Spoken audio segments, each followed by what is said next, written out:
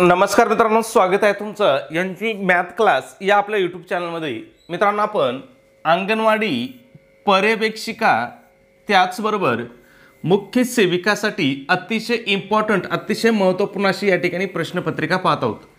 आजचा आपला पहिला प्रश्न पहा, दोन भावांच्या वयाचे गुणोत्तर 5:6 आहे व त्यांच्या वयाची बेरीज 88 वर्ष आहे, तर मोठ्या भावाचे वय किती?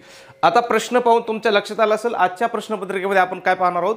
गणित व बुद्धिमत्ता पाहणार आहोत, ते पण कसं TCS पॅटर्ननुसार, म्हणजेच TCS ने परीक्षेमध्ये विचारलेले प्रश्नच आपण या ठिकाणी पाहणार आहोत। आणि आजचा आपला व्हिडिओ क्रमांक किंवा गणित व बुद्धिमत्ताची प्रश्नपत्रिका क्रमांक कितवा आहे? तर तो 11वा आहे। ठीक आहे, मग जर याच्या अगोदरचे तुम्ही पाहिले नसतील तर तुम्हाला ते सुद्धा काय करायचे आहेत, पाहून घ्यायचे आहेत। मग आता बघा, या ठिकाणी काय सांगितलं बाबा, दोन भाऊ आहेत, त्यांच्या वयाचं गुणोत्तर किती सांगितलंय पहा आपल्याला?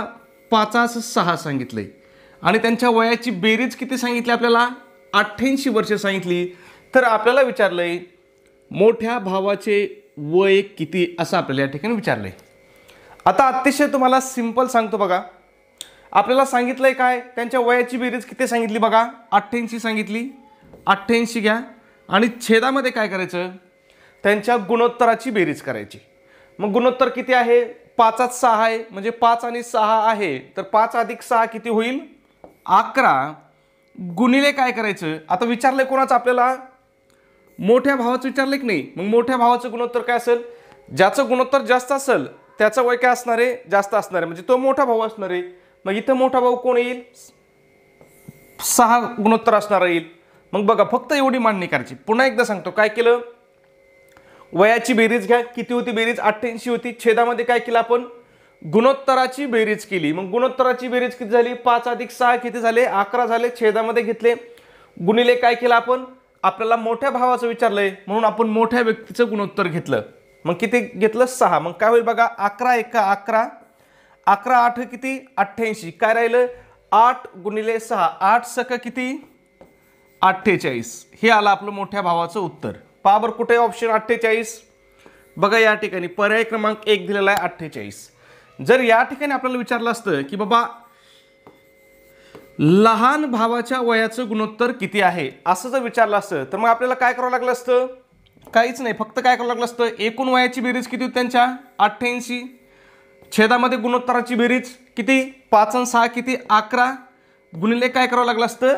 लहान भावाचं म्हटल्यावर लहान गुणोत्तर घ्यावं लागलं असतं। मग लहान गुणोत्तर किती? 5। मग काय झालं असतं? 11 एका 11, 11 8 88। 8 गुणिले 5 बरोबर किती? 40। बघा, मोठ्या भावाचं 48, लहान भावाचं किती? 40। 40 अधिक 48 जर दोघांची बेरीज केली तर किती येते? 88 येते। म्हणजे आपलं उत्तर काय झालंय? 100% आपलं उत्तर या ठिकाणी काय झालंय? बरोबर आलेलं आहे। म्हणजे प्रश्न तुम्हाला जरी फिरवला तरी तुमचं उत्तर काय येणार? कन्फर्म येणार। फक्त तुम्हाला मेथड लक्षात ठेवायची आहे। ठीक आहे, मेथड काय जास्त अवघड नाही। काय करायचंय? बेरीज घ्यायची, म्हणजे वयाची जेवढी बेरीज असेल तेवढी बेरीज घ्यायची। छेदामध्ये काय करायचं? गुणोत्तराची बेरीज घ्यायची आणि ज्याचं वय विचारलं असेल त्याच्या गुणोत्तराने काय करायचं? त्याला गुणायचं। फक्त एवढं डोक्यात ठेवा। ठीक आहे, पुढचा प्रश्न बघू। 2 नंबर पहा, जरासा बेसिक गणितावरती प्रश्न आहे। काय विचारलं? x - 7 छेदामध्ये म्हणजे भागिले 91 बरोबर 21/13, तर x बरोबर किती? आता गणित इथं असे, मी तुम्हाला गणित लिहितो तेव्हा तुम्हाला कळण। बघा काय सांगितलंय, x - 7 छेदामध्ये किती आहे? 91 बरोबर किती सांगितले त्यांनी? 21/13। काय सांगितलंय? 21/13। तर काय विचारलं आपल्याला? x बरोबर किती, असं आपल्याला या ठिकाणी विचारलंय। आता जेव्हा तुम्हाला असं गणित विचारतील ना मित्रांनो, तेव्हा तुम्हाला काय करायचं असतं? याच्यामध्ये तिरकस गुणाकार करायचा असतो। काय करायचा असतो? तिरकस गुणाकार। ठीक आहे, तिरकस गुणाकार लिहायची गरज नाही, पण तरी लिहितो, कारण लगेच कुणीतरी विचारतं सर मग हे असं कसं झालं? मग तिरकस गुणाकार करायचं म्हटलं काय करावं लागेल? x - 7 ला 13 ने गुणावं लागेल, म्हणजे असं होईल आणि हा असा होईल। ठीक आहे, मग बघा गुणाकार करून घ्यायचा का? लगेच करून घेऊ बघा। ठीक आहे, गुणाकार काय करू आपण या ठिकाणी? करून घेऊ। पहा मग काय होईल बघा, 13x 13 गुणिले x काय होईल? 13x वजा काय होईल? 13 7 किती? पहा 13 13 साती किती, तर 13 साती 91, ठीक आहे. 13 साती किती, 91. बरोबर काय येईल आपलं, गुणाकार करून घ्या किंवा 21 गुणिले 91 लिहा. काय होईल, 21 गुणिले 91 होईल. मग आता इथं बघा एक्स बरोबर काय होईल आपलं, एक्स बरोबर काय होईल बघा, हा गुणाकार करून घेऊ आपण. 21 गुणिले 91 चा आधी काय करू, गुणाकार करून घेऊ. तो गुणाकार किती होते बघू. इथं गुणाकार करतो मी, वाटलं असतं काय होईल, 21 एक 21. एक मिनिट, या ठिकाणीच आपण काय करू, गुणाकार करून घेऊ. ठीक आहे. 21 वजा काय आहे, ते 21 गुणिले काय आहे, 91 आहे. गुणाकार करू बघा. 21 एक 21 किती, 1 हातचे किती देतील आपले 2. 21 9 किती, 21 9 189. 189 अधिक हातचे 2 किती झाले, 191. म्हणजे आपला गुणाकार किती आला, 1911 हा आपला गुणाकार आला. मग आता आपलं गणित काय होईल, 13x बरोबर काय होईल, 1911 अधिक 91.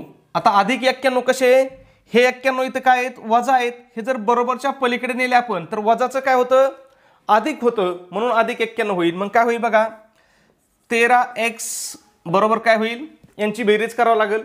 मग 1 आणि 1 किती होईल, 2. 9 आणि 1 किती होईल, 10. हातचा येईल 1, पुन्हा 9 हातचा 1, पुन्हा 10, पुन्हा हातचा 1 येईल आणि 1 आणि हातचा 1 किती होईल, 2002. 13x बरोबर किती आलं, 2002. मग x बरोबर काय होईल, 2002 भागिले 13. विषय संपला. आता भागिले 13 कसं होईल बघा, इथं 13x आहे म्हणजे काय आहे, यांच्यामध्ये गुणिलेचं चिन्ह आहे. मग गुणिलेचं बरोबरच्या पलीकडे गेल्यावर काय होतं, भागिले होतं. मग बघा 13 एक 13, इथं सुद्धा काय होईल, 13 एक 13. 20 मधून 13 गेले, खाली किती राहतील, 7 खाली राहतील. 7 पुढचा शून्य घेतला, किती झाले 70.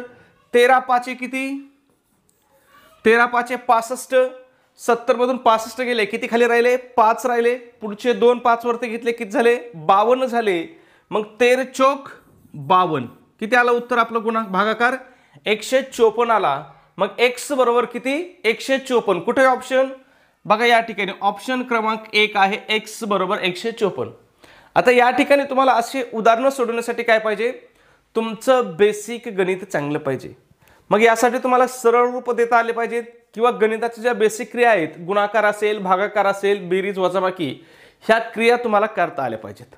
बाकी याच्यामध्ये काही अवघड नाही. ठीक आहे. पुढचा प्रश्न, त्याच्या अगोदर एक छोटीशी पण अतिशय महत्त्वपूर्ण, अतिशय इम्पॉर्टंट अशी सूचना मित्रांनो, आपण अंगणवाडी पर्यवेक्षिका त्याचबरोबर मुख्य सेविकेसाठी अतिशय इम्पॉर्टंट, अतिशय महत्त्वपूर्ण अशी टेस्ट सिरीज या ठिकाणी सुरू केलेली आहे. आपला टेस्ट सिरीजचं वैशिष्ट्य की या ठिकाणी काय असणार आहे, TCS पॅटर्ननुसार संपूर्ण अभ्यासक्रमावर आधारित अशी आपली ही टेस्ट सिरीज असणार आहे. मग आता तुम्हाला TCS पॅटर्ननुसारच टेस्ट सिरीज का सोडवायची, तर तुम्हाला माहिती आहे परीक्षा कोण घेणार आहे, TCSच परीक्षा घेणार आहे. ठीक आहे. त्याच्यानंतर या टेस्ट सिरीजमध्ये तुम्हाला काय काय भेटेल बघा, तर 10 टेस्ट पेपर भेटतील. त्याचबरोबर तुम्हाला TCSने घेतलेल्या IMP अशा 100 प्रश्नपत्रिका उत्तरासहित भेटतील. आता या ठिकाणी बघा किती प्रश्नपत्रिका आहेत, 100 प्रश्नपत्रिका आहेत. एका प्रश्नपत्रिकेत किती प्रश्न असतात, 100. मग 100 गुणिले 100 जर केलं तर किती प्रश्न होतील, 10,000 प्रश्न. अतिशय IMP असे 10,000 प्रश्न असतील आणि ते पण कोणते असतील, तर TCSने विचारलेले प्रश्न असतील. ठीक आहे. त्याचबरोबर तुम्हाला मित्रांनो, तुम्हाला काय होईल, फ्रीमध्ये अतिशय IMP अशा नोट्स तुम्हाला या ठिकाणी प्रोव्हाइड केल्या जातील. मग या नोट्समध्ये कोणकोणते विषय असतील बघा, मराठी असेल, इंग्रजी असेल, गणित असेल, बुद्धिमत्ता, इतिहास, भूगोल, राज्यशास्त्र, त्याचबरोबर ICDSच्या सुद्धा काय असतील, अतिशय इम्पॉर्टंट अशा नोट्स असतील. मग एवढा जरी तुम्ही स्टडी केला, एवढं जरी मटेरियलचा तुम्ही स्टडी केला, तरी तुम्ही अंगणवाडी पर्यवेक्षिका किंवा मुख्य सेविकेमध्ये काय करू शकता, 170 प्लस मार्क काय सहज घेऊ शकता. मग एवढे जर 170 पेक्षा जास्त मार्क जर तुम्हाला भेटले तर तुमचं सिलेक्शन काय होईल, स्वतःच्या जिल्ह्यामध्ये सिलेक्शन होईल, तुम्हाला स्वतःच्या तालुक्यामध्ये सुद्धा काय होईल, पोस्टिंग भेटेल. ठीक आहे. मग या सगळ्यांची किंमत किती मित्रांनो, तर फक्त 200 रुपये किंमत आहे. परंतु त्याच्यामध्ये सुद्धा विद्यार्थ्याच्या मागणीस्तव आपली जी ऑफर आहे ना ती आपली ऑफर आज सुद्धा चालू आहे। मग जर ऑफरनुसार तुम्ही जर आज आपली टेस्ट सिरीज घेतली तर ही तुम्हाला फक्त आणि फक्त किती रुपयाला पडणार आहे? फक्त 149 रुपयाला तुम्हाला ही टेस्ट सिरीज पडणार आहे। मग हे 149 रुपये तुम्हाला कुठं पे करायचे? तर तुमच्याकडे गुगल पे असेल, फोन पे असेल, या ठिकाणी आपला नंबर आहे बघा 96 89 14 16 30। पुन्हा एकदा सांगतो 96 89 14 16 30। तुम्हाला काय करायचं, या नंबरवरती 149 रुपये पे करायचे आहेत आणि तुम्ही जे 149 रुपये पे करता त्याचा काय करायचं, तुम्हाला एक स्क्रीनशॉट काढायचा आहे आणि तो स्क्रीनशॉट काय करायचा मित्रांनो, मला व्हॉट्सॲपला तुम्हाला शेअर करायचा आहे। तुमचा स्क्रीनशॉट मला व्हॉट्सॲपवरती मिळाल्याबरोबर 2 मिनिटांमध्ये तुम्हाला इथं सांगितलेलं संपूर्ण मटेरियल काय केलं जाईल, प्रोव्हाइड केलं जाईल। ठीक आहे, पुढचा प्रश्न बघू। प्रश्न क्रमांक 3 आहे बघा, काय विचारलं बघा, पुन्हा इथं रांगेतील स्थानवरती प्रश्न आलाय। रांगेतील स्थान हे असं प्रकरण आहे मित्रांनो की ज्याच्यावरती TCS काय करत आहे, भरपूर सारे प्रश्न विचारत आहे। ठीक आहे, मग बघा, मुलांच्या रांगेत राजनचा डावीकडून 6वा क्रमांक, डावीकडून 6वा क्रमांक, विनयचा उजवीकडून 10वा क्रमांक आहे। जर राजन आणि विनयच्या मध्ये 8 मुले असतील तर रांगेत किती मुले उभे आहेत असं विचारले।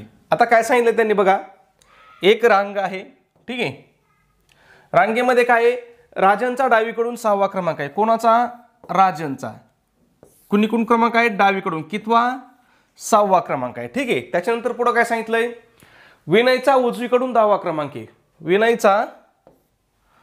विनय उजवीकडून त्याचा कितवा क्रमांक आहे, 10वा क्रमांक आहे। पुढे काय सांगितलंय, राजन आणि विनयच्या मध्ये काय आहेत, 8 मुलं उभा आहेत, यांच्यामध्ये किती मुलं आहेत, 1 2 3 4 5 6 7 आणि 8, किती मुलं उभा आहेत, 8 मुलं उभा आहेत। तर आपल्याला काय विचारलंय, रांगेत किती मुलं असतील।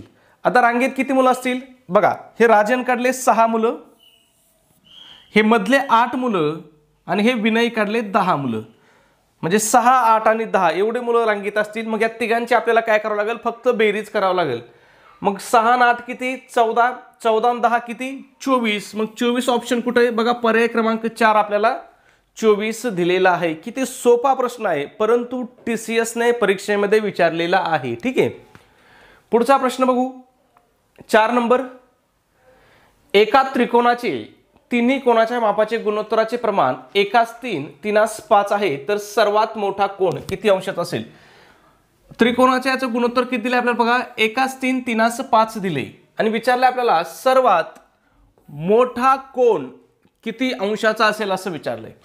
आता हे गणित सोडवताना तुम्हाला काही भूमितीच्या बेसिक कन्सेप्ट माहिती पाहिजेत का, तर त्रिकोणाच्या तिन्ही कोणाच्या मापाची बेरीज किती असते हे तुम्हाला माहिती पाहिजे। मग त्रिकोणाच्या तिन्ही कोणाच्या मापाची बेरीज किती असते मित्रांनो, तर ती असते 180 अंश। मग 180 अंश छेदामध्ये काय घ्यायचं, या तिघाच्या गुणोत्तराची बेरीज घ्यायची। मग किती, 1 आणि 3 किती, 4, 4 अधिक 5 किती, 9, गुणोत्तराची बेरीज किती आली आपली, 9 आली। गुणिले आपल्याला काय करावं लागेल, ज्याचं विचारलंय त्याचं, कोणाचं विचारलंय, मोठ्या कोणाचं विचारलंय, मोठा कोण कोणता असणार, ज्याचं गुणोत्तर जास्त आहे तो कोण काय असणार, मोठा असणार। मग काय होईल, गुणिले 5। ठीक आहे, मग बघा काय होईल, 9 1 9, 9 2 18, हा पुढचा शून्य जशाच तसा किती आलं, 20, 20 गुणिले 5 बरोबर किती, 100। मोठा कोण किती अंशाचा आला, 100 अंशाचा। कुठे ऑप्शन 100 अंशाचा बघा, या ठिकाणी पहिला ऑप्शन आहे 100 अंश। जर मोठ्याऐवजी आपल्याला विचारलं असतं बाबा की लहान कोण, काय लहान कोण किती अंशाचा आहे, तर आपलं उत्तर काय आलं असतं, 180 छेदामध्ये किती, गुणोत्तराची बेरीज 9 गुणिले किती, लहान गुणोत्तर किती आहे, 1 आहे। मग 9 1 9, 9 2 18, पुढचा शून्य जशाच तसा 20, 20 गुणिले 1 बरोबर किती, 20। लहान कोण किती अंशाचा आला असता, 20 अंशाचा। मधला कोण जर विचारला असता तर आपलं उत्तर काय आलं असतं, मधला कोण बघू, 180 छेदामध्ये किती, गुणोत्तराची बेरीज 9 गुणिले मधला अंश कोण किती आहे, 3, 9 1 9, 9 2 18, 0, 20 गुणिले 3 बरोबर किती, 60। बघा बरं, तिन्ही कोणाची बेरीज 180 आली का बघा, 100 20 120, 120 आणि 60 किती, 180। म्हणजे कुठलाही तुम्हाला कोण विचारू द्या, तुमचं उत्तर काय होणार, 100% बरोबर येणार। फक्त तुम्हाला काय करायचंय, एवढं माहित पाहिजे की बाबा त्रिकोणाच्या कोणाच्या तिन्ही कोणाची बेरीज किती असते 180 अंश असते. एवढं बेसिक गोष्ट माहित असली तर तुमचं उत्तर काय होणार 100% बरोबर येणार. ठीक आहे. पुढचा 5 नंबरचा प्रश्न आहे. प्रश्न सोडवण्याआधी मित्रांनो जर तुम्ही आपल्या व्हिडिओला लाईक केलं नसेल तर लगेच एक लाईक करून घ्या. सबस्क्राईब केलं नसेल तर लगेच सबस्क्राईब करून घ्या. लाईक आणि सबस्क्राईब या दोन्ही गोष्टी काय आहेत मित्रांनो तर मोफत आहेत. आणि लाईक सबस्क्राईब केल्याचा फायदा काय होणार तर तुम्हालाच होणार. काय फायदा होणार ज्यावेळेस आपला पुढचा नवीन व्हिडिओ येईल तो व्हिडिओ सगळ्यात अगोदर काय केला जाईल तुम्हाला दाखवला जाईल. ठीक आहे. म्हणून तुम्हाला लाईक आणि सबस्क्राईब करायचं आहे. पुढचा प्रश्न पहा. पुन्हा बेसिक गणितावरती प्रश्न होता. काय विचारलंय 8 गुणिले 0.08 गुणिले 0.008 बरोबर किती असं विचारलंय. अतिशय सिंपल होता बघा. काय होतं 8 8 8 म्हणजे काय 8 गुणिले 8 गुणिले 8 म्हणजे तुम्हाला 8चा घन माहिती पाहिजे. काय 8चा घन तुम्हाला माहिती पाहिजे. म्हणून मी तुम्हाला काय सांगतो परीक्षेमध्ये म्हणजे प्रत्येक आपल्या व्हिडिओमध्ये तुम्हाला 30 पर्यंत काय पाहिजेत पाढे पाठ पाहिजेत. 30 पर्यंत काय पाठ पाहिजेत वर्ग पाठ पाहिजेत आणि किमान 15 पर्यंत तुम्हाला घन पाठ पाहिजेत. ह्या गोष्टी जर तुमच्या पाठ असतील तर तुम्ही गणिताच्या क्रिया काय करू शकता फास्ट करू शकता चुटकीसरशी करू शकता. म्हणजे प्रत्येक वेळेस तुम्हाला कागद पेन घ्यायची गरज पडणार नाही. मग 8चा घन किती आहे तर 8चा घन 512 आहे. किती आहे 512. बघा बरं का अजून उत्तर आपलं निघलं नाही. नाहीतर लगेच 512 लिहून टाकताना सत्यानाश होऊन जाईल. ठीक आहे. आता 512 आपण 8चा घन काढला. आता दुसरी स्टेप काय आपली हे दशांश चिन्हाचं काहीतरी करावं लागेल ना आपल्याला. मग दशांश चिन्हाच्या पुढे किती संख्या आहेत ते मोजायचे. बघा किती आहेत इथं तर नाहीच. इथं किती आहेत 1 2 इथं किती आहेत 1 2 3. मग ह्या 2 आणि ह्या 3 म्हणजे काय होईल दोघांची बेरीज जर केली तर किती संख्या येतील आपल्या 5 संख्या सोडून आपल्याला दशांश चिन्ह द्यावं लागेल. मग 1 2 3 4 आणि 5 इथं काय येईल आपलं दशांश चिन्ह. मग याच्या अलीकडे सुद्धा आपल्याला एक शून्य द्यावं लागेल. म्हणजे काय येईल आपलं उत्तर 0.00512. कुठे ऑप्शन बघा या ठिकाणी ऑप्शन क्रमांक 2 आहे. लक्षात येत आहे. अतिशय सिंपल आहे मित्रांनो. फक्त तुम्हाला काय पाहिजे तुमच्या गणिताच्या बेसिक क्रिया चांगल्या पाहिजेत. तुमचं बेसिक परफेक्ट असेल तर तुमचं उत्तर यामध्ये काय कधीच चुकणार नाही. ठीक आहे. पुढचा प्रश्न बघू 6 नंबर आहे. काय विचारलंय एका परीक्षेत बरोबर उत्तराला 4 गुण मिळतात चुकीच्या उत्तराला 2 गुण कापले जातात. अजयने 80 प्रश्न सोडवले व त्याला 140 गुण मिळाले तर त्याने किती प्रश्न बरोबर सोडविले असं विचारलंय. काय विचारलंय किती प्रश्न बरोबर सोडविले असं. पण आता हे गणित सोडवताना तुम्हाला मी सांगतो तुम्हाला आधी बरोबर प्रश्न किती सोडवले ह्या फंद्यात पडायचं नाही. तुम्हाला कोणता विषय बघायचा आहे त्याचे चुकलेत प्रश्न किती काय किती प्रश्न चुकले हे आपण आधी काढू. हे काढलं तर आपल्याला बरोबर प्रश्न सोडवलेले लवकर येतील. आणि चुकलेले प्रश्न काढायला काय तुलनेने बरोबरपेक्षा सोपं आहे.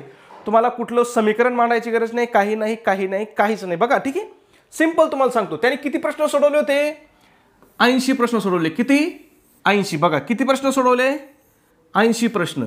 एका बरोबर प्रश्नाला किती गुण मिळत होते 4 गुण मिळत होते. मग त्याला 80 चोक त्याला किती गुण मिळायला पाहिजे ते सगळे 80 गुणिले 4 8 चोक किती 32 आणि पुढचा 0 दशांश तासा म्हणजे 320. त्याला एकूण गुण किती मिळायला पाहिजे त्या 80 प्रश्नाला 320. पण त्या टोणग्याला किती गुण मिळालेत फक्त 140 गुण मिळालेत. किती गुण मिळालेत 140. मग काय करा या 320 वजा 140 करा किती. मग बरोबर त्याचे किती गुण कमी झाले हे येईल आपल्याला. किती गुण कमी झाले 320 मधून 140 गेले तर किती राहतील 60 20 80 आणि मधले 100 किती 180. किती 180 गुण काय झाले त्याचे कमी झालेत. ठीक आहे किंवा कमी मिळाले असं म्हणू. ठीक आहे कमी मिळाले. इथं 320 काय होते एकूण गुण मिळणारे होते त्याला. ठीक आहे एकूण गुण. हे 140 काय आहेत मिळालेले गुण आहेत. ठीक आहे लिहायची गरज नाही मिळालेले गुण आहेत. मग त्याचे गुण किती कमी झालेत 180 गुण कमी झालेत. मग 180 घ्या आणि छेदामध्ये काय करायचं. आता मला सांगा त्याचा जर एक प्रश्न चुकला तर गुण किती कमी होतात. इथं पुस्तकात काय सांगितलं आपल्याला चुकीच्या उत्तराला काय होतात 2 गुण कमी होतात. बरोबर. मग गडबड करायची नाही. किती गुण कमी होतात 2 गुण. 2 गुण कमी होतात. पण लक्षात घ्या हे 4 मिळणारे गुण सुद्धा कमी होतात की नाही उत्तर चुकल्यावर. उत्तर बरोबर आलं असते त्याला काय झाले असते 4 गुण मिळाले असते. चुकल्यामुळे काय झाले, 2 गुण त्याचे कमी झाले आणि हे मिळणारे 4 गुण सुद्धा काय झाले, त्याचे वयाला गेले. मग 4 आणि 1 किती, 6. म्हणजे एक प्रश्न चुकला तर त्याचं किती गुणाचं नुकसान होतंय, 6 गुणाचं नुकसान होतंय. किती गुणाचं, 6 गुणाचं. मग छेदामध्ये 6 घ्या. मग बघा 6 1 6, 6 त्रिक 18, पुढचा 0 जसाच तसा. किती प्रश्न चुकले त्या टोनग्याचे, 30 प्रश्न चुकले. काय झाले, चुकले. आपल्याला काय विचारलंय, बरोबर किती आले. मग त्याने किती प्रश्न सोडवले होते, 80 प्रश्न सोडवले होते. किती, 80. 80तले त्याचे 30 चुकले. मग 80 वजा 30 बरोबर किती आले, 50 प्रश्न काय झाले त्याचे बरोबर आले. कुठे ऑप्शन 50, बघा या ठिकाणी पहिलंच ऑप्शन आहे 50 प्रश्न. लक्षात येतंय, खूप सोपं आहे मित्रांनो. फक्त तुम्हाला कन्सेप्ट समजून घ्यायच्यात, विचारलंय काय ना हे समजून घ्यायचं. ठीक आहे. पुढचा प्रश्न बघा 7 नंबर, सिंपल. एक्स, आता गणित इथं लिहितो मी, एक्स छेद 13 बरोबर 13 तर एक्स बरोबर किती, असं एवढं गणित विचारलंय. आणि गणित कोणी विचारलंय, TCS ने विचारलंय. मग हे गणित सरळ सरळ आहे. एक्स बरोबर काय होईल, बघा इथं 13 काय हे भागिले, बरोबरच्या पलीकडे गेलो काय होतील, गुणिले होतील. म्हणजे काय होईल, 13 गुणिले 13. मग तुम्हाला गुणाकार करायची गरज आहे का, 13चा वर्ग पाठ असेल तर 13चा वर्ग किती, 169. बघा बरं 169 कुठं आहे, 169 बघा ऑप्शन क्रमांक 2 आहे 169. लक्षात येतं मित्रांनो, खूप सोपं आहे. फक्त बेसिक गोष्टी किंवा बेसिक कन्सेप्ट तुमच्या क्लिअर पाहिजे. ठीक आहे. पुढचा प्रश्न बघा, एका प्रश्नपत्रिकेत 50 प्रश्न असून बरोबर उत्तराला 2 गुण मिळतात तर चुकीच्या उत्तराला 1 गुण कापला जातो. सतीशने सर्व प्रश्न सोडवले पण त्याला फक्त 70 गुण मिळाले तर त्याचे किती प्रश्न चुकले. आता सतीशचा आहे का, हा सतीशचा आहे. सतीशला किती प्रश्नाचा पेपर किती होता, 50 प्रश्नाचा होता. म्हणजे त्याला गुण किती यायला पाहिजे होते, तर 50 गुणिले 2 म्हणजे त्याला एकूण किती मार्क मिळायला पाहिजे होते, त्याला 100 मार्क मिळायला पाहिजे होते. पण त्या टोनग्याला किती मार्क मिळालेत, 70 मार्क मिळालेत. किती, 70. किती मिळालेले मार्क किती आहेत त्याचे, 70. मग त्याचे किती मार्क कमी झाले, 30 मार्क कमी झाले. किती मार्क, 30 मार्क. ठीक आहे. मग इथं 30 मार्क घ्या, कमी झालेले मार्क 30 मार्क.